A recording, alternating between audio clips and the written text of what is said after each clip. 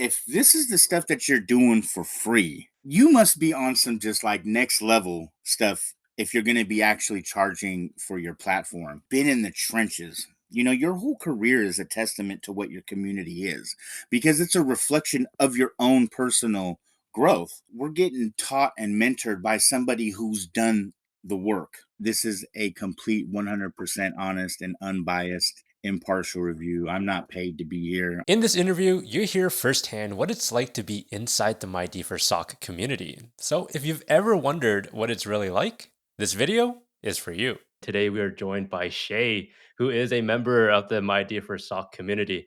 Today he's going to share about his experience and his journey into cybersecurity. So with that being said, Shay, could you please introduce yourself? I'm Shahab Shay. Everyone calls me Shay. I'm currently finishing up my master's at Purdue in data analytics with a concentration in cybersecurity. My background before cyber, I was actually in hospitality. I decided to kind of like transition into tech because of COVID. When COVID hit, it really kind of like made me realize that I needed to, future proof my career just in case something like this ever happened again. And in general, tech is like it's the industry that you're going to need to know regardless. So I figured I might as well explore alternatives. And what I found was at first I really liked the red team side of it. That's what kind of drew me into cybersecurity was, the hacking part, and then I saw that it wasn't as glamorous as the movies, bro. So, in doing that though, I found my calling on the blue side in defensive security. And one thing led to another. I went back to school. I got my bachelor's in cybersecurity. Decided to continue and joined the MyDFIR community after one of your other members referred me. I've been following you since like 2023 when I first like really started to get into watching YouTube because there's just a ton of content out there. I was following like the mainstream, I guess I'll call them mainstream content creators, David Bombal, Network Chuck, John Hammond. And that their content is great, don't get me wrong, but it's like a lot of one-off projects type stuff. It's really not not content geared towards positioning yourself into putting yourself in a position to make the leap into an actual role. And it was, I think, December, right around Christmas time. One of your videos came up on my feed. I'd been watching a lot of different creators, and one of your videos came up. It was your was a 5-day project, and I go, man, this dude is doing some different stuff. And I really liked how you started off like on day one with creating the diagram, going over each step, what we were going to do, and then gradually moving into hands-on working with the tools. And I was like, man, this dude is like doing stuff that nobody's really doing. Like by this point I'd already seen a ton of different videos. None of them really went as deep into configuring a sock like you did. And from there I just fell in love. I was like, bro, this dude knows what he's doing. And That's awesome. so yeah. For those that are listening, Shay's referring to the SOC automation project. It's Yeah. actually one of my first projects that I released on YouTube. And I kind of wanted to lay it out the way I did because I recall when I had to go into an interview, the hiring manager gave me a whiteboard and told me to diagram out a network and how would I defend it. So I was just sweating bullets and I was not prepared, let me tell you that. So that's why for this project, I made sure to introduce that to folks who are taking a look into that project, and that's why Yeah, I no, managed it on it day it one. it was and it was great too because it not only showed me how to use another tool, but you get an idea, you get a glimpse, like you can mentally picture how things are working and like how you draw the little arrows and how this connects to this and this. So seeing it like in an overarching in a form like that, it makes learning it and going through each day's activities a lot easier. Yeah, absolutely agreed. What actually got you into security operations? I really was more interested in the red team side, but it was just something about like feeling like, man, like there's attackers out there that are like running amok. I mean, they're getting away with breaching stuff, breaking into and I'm talking like Fortune 500 companies are getting breached. right? You got people's personal information getting breached. You got companies that are being, ransomed, and that's just the stuff that's being reported. I remember thinking, I wonder how many companies are being compromised that aren't even saying anything. And so for me, it was like, I want to be that guy that catches you in the act, and not only like prevents you from getting into the system, getting and compromising, and doing your thing, but using what you've done as a learning tool to implement preventive measures, so that for all the attackers out there that might be deploying similar kind of tactics, how can I use these experiences to defend against even my own network, because we're not going to catch everything. And it seems like the blue team is always behind. Like every time we come up with a solution, red team side, or like even if it's malicious, they're just coming up with new ways to compromise systems. And unfortunate, I mean, it's fortunate because, well, there will always be a role for blue team. But yeah, man, I like the idea of catching the bad guy in the act. I hear you, and that's the same reason why I am in the field that I am in today, doing incident response. Because I love, going in and trying to follow the footsteps of an attacker, try to get that whole timeline analysis, and Right. then later on do the lessons learned, right? Reduce the Yep. risk of a similar compromise. What was your expectations like prior to joining the community? I had seen a bunch of your YouTube stuff. My expectations were really high, bro. Like, to be honest, because I figured, if this is the stuff that you're doing for free, you must be on some just like next level stuff if you're going to be actually charging for your platform. And I was really excited because I knew that if you're basically packaging up, home socks, and whether it's like free tools or whether it's showing people how to use enterprise tools with the Microsoft thing, that your community was going to not only build on that, but it was going to provide content beyond just entry level sock.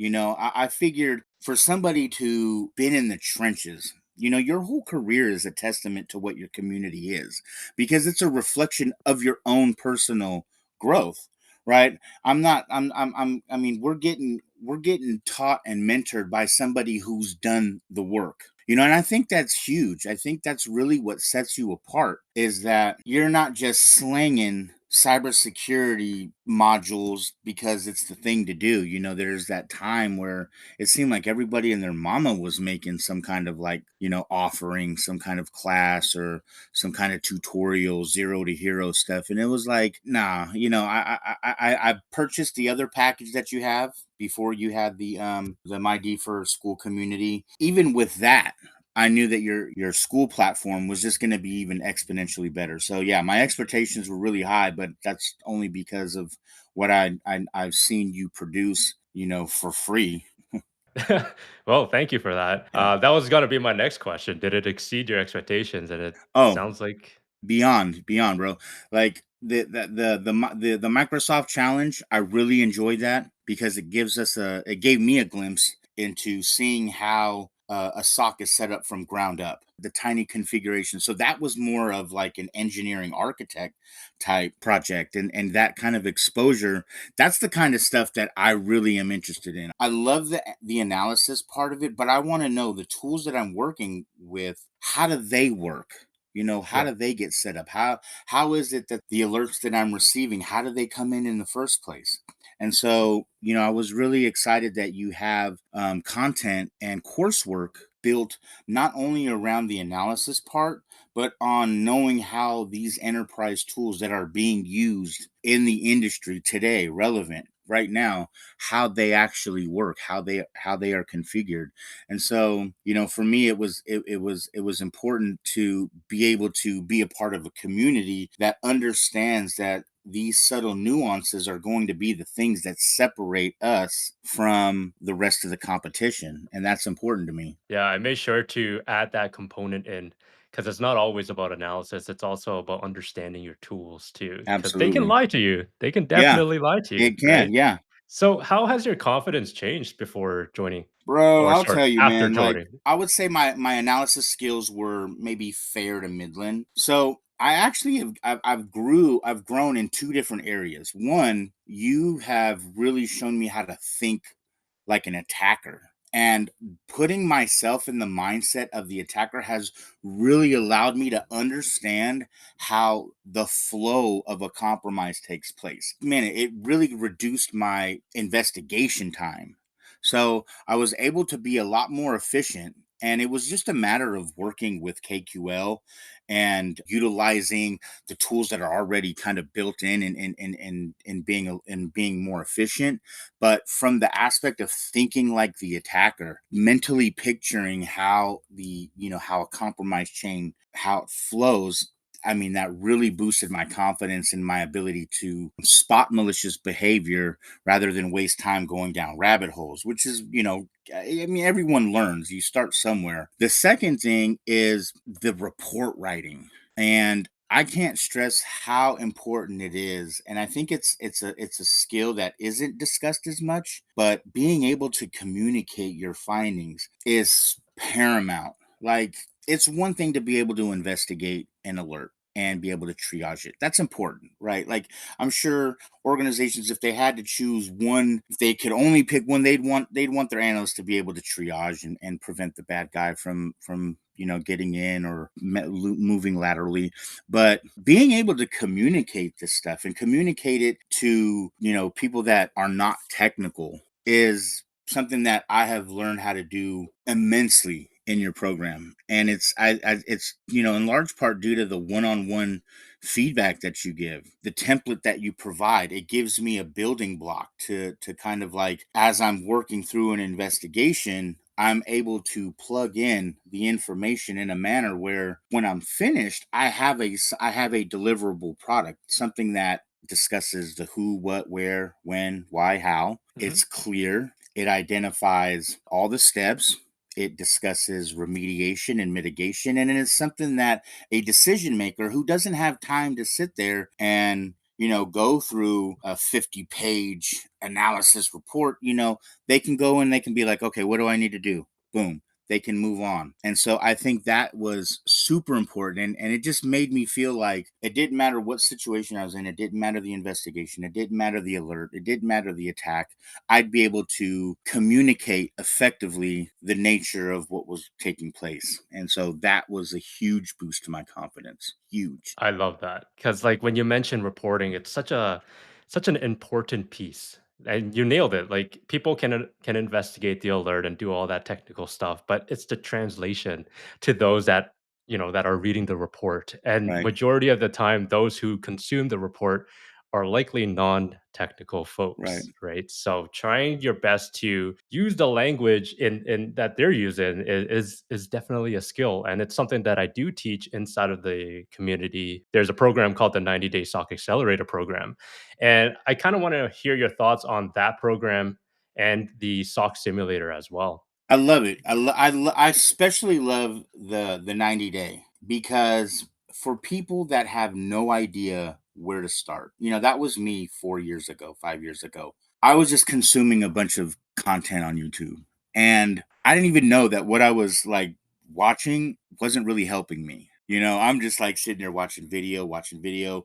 You see the catchy thumbnails. And so I fell into that trap of thinking that, I would be able to go from having zero exposure to positioning myself, in 3 months. And it just, unless you have somebody that's been there, that knows the ropes, that has taken the steps that you've taken and been in, it's going to be very difficult. Because I think that what the 90 day, what it does is it gives you a roadmap. You don't have to guess. You don't have to try to figure it out. You don't have to do any research. You don't even have to know what it is you need to do until you click on that day.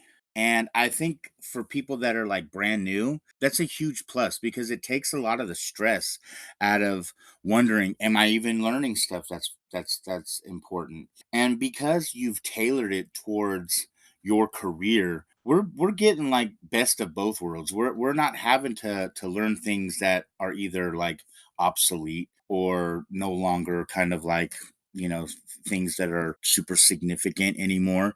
We're getting like toned down version of what's important, what's going to actually help us progress, and we get it in a format where we don't have to do any guesswork. So I love that the 90-day, it spells it out for us. It's our roadmap, and you just got to follow it. It's just about putting the time in each day into completing each day's task. And some days it's not even that long. Some days is a little bit longer, but that's the beauty about it, is that each day you complete that portion, you're taking one step closer towards your end goal. And now the SOC simulator.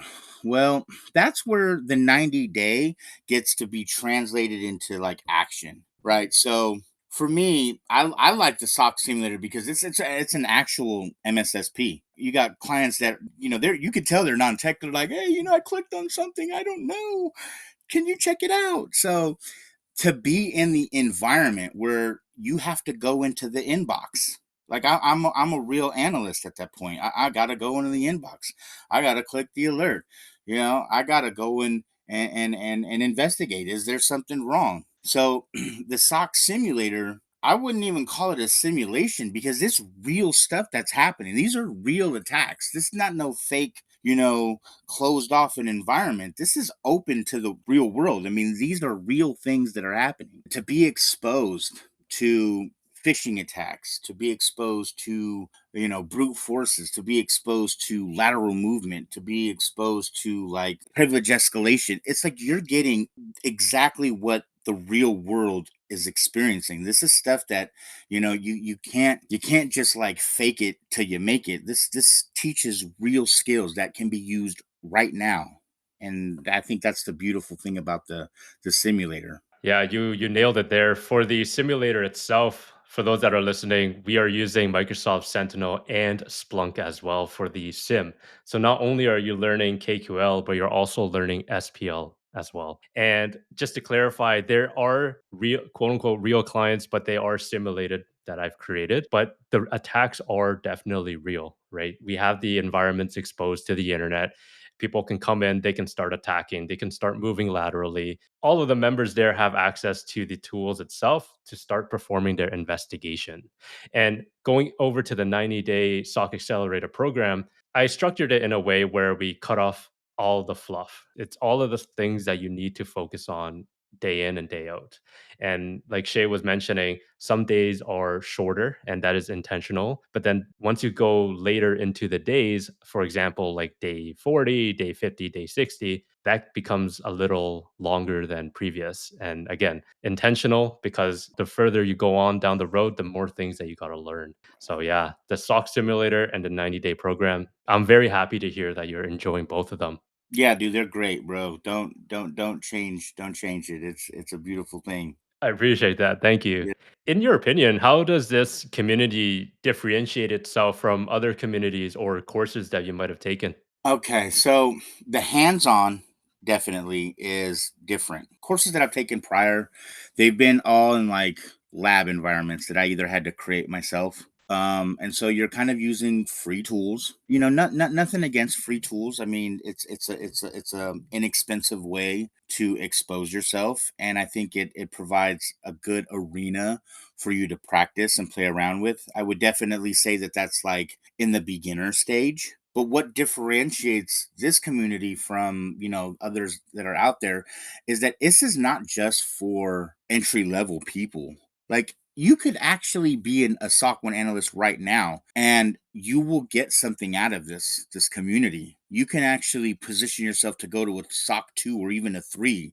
And then you've got your DFIR course that I know you're in the works. I hope I didn't spill the beans if you were waiting to like, to discuss that later. But hey, I'm busting you out. You've got that coming out in the future. And that's for people that want to like get into digital forensics and stuff. So it's like you're not just catering to just people wanting to like make a career change. This is also for people that who are already actively analysts, or they might be in a different, in a different realm of cybersecurity. Maybe they're GRC and they want to kind of like take some of that GRC knowledge that they know and apply it in an analyst world. So that's huge in terms of how you differentiate yourself. And then another thing is, I really like how you make yourself so accessible. I feel like a lot of times you get content, you pay, you get your modules, you run through it, and it's kind of like you're kind of left to fend for yourself.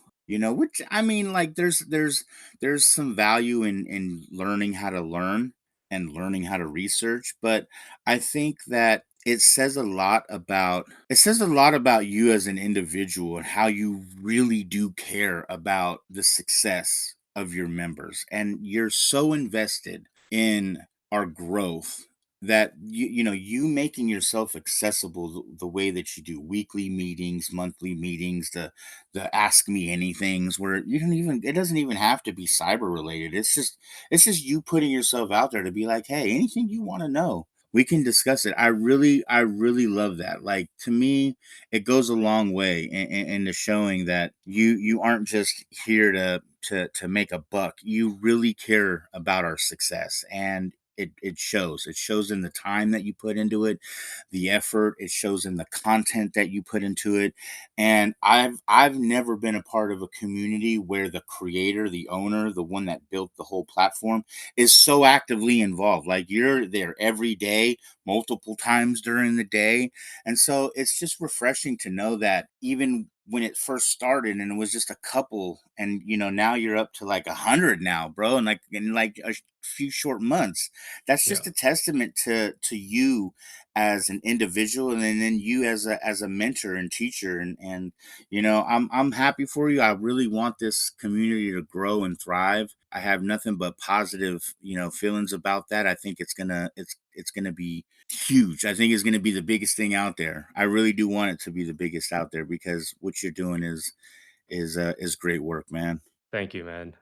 Wow, that's well, thank you. I'm pretty Yeah, much speechless. for Man, sure. I definitely do want to always create the content and make sure folks have what they need to succeed. And I'm happy that, you're seeing that in action and you Yeah. feel that way. So that really does mean a lot to me. I did want to go back to the note that you made about existing tier ones for this community, because I know some folks are existing tier ones and they do have some questions whether or not this community is for them. And I think this is a great time to touch upon that topic. And in my opinion, I would say yes, it is. The reason being is because a lot of tier ones, especially in a managed security service provider environment, they don't have the time to actually do investigation skills. What ends up happening is that they get flooded with a bunch of alerts and they become copy and paste analysts, right? Just to try and hit service level agreements.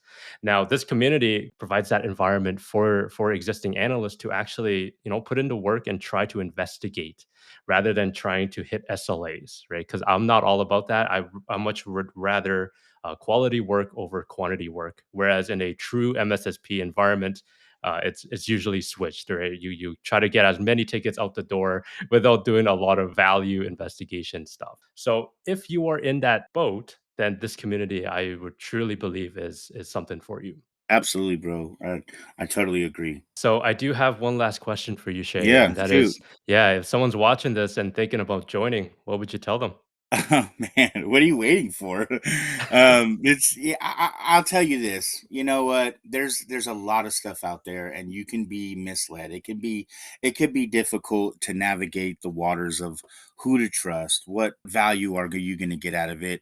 And I encourage you, do your research. If you want to check out what other people are doing, go ahead. Ask around. I encourage you to ask members of that community. Do your research. But I also will, if you're watching this video, you're most likely on his YouTube channel. Look at what he's already given you for free, and then tell me, what do you think he's going to provide in a paid environment? Like, invest in yourself.